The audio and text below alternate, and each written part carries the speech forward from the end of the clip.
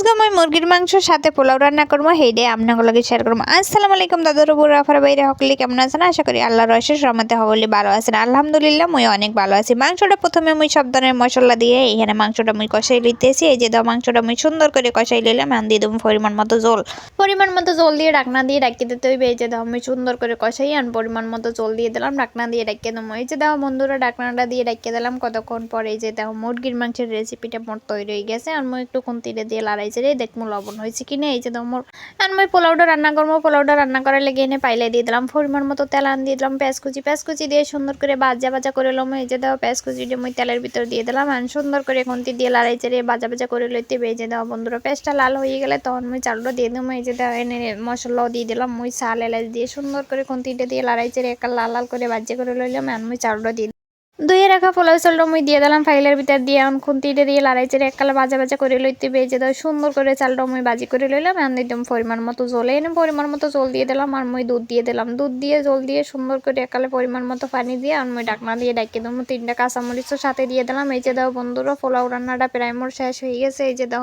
আমি বেরেস্তা করা পেস্টটা সুন্দর করে উপরে একটু সাজাই দেবো। এই যে দাও পেস্টটা সুন্দর করে একটু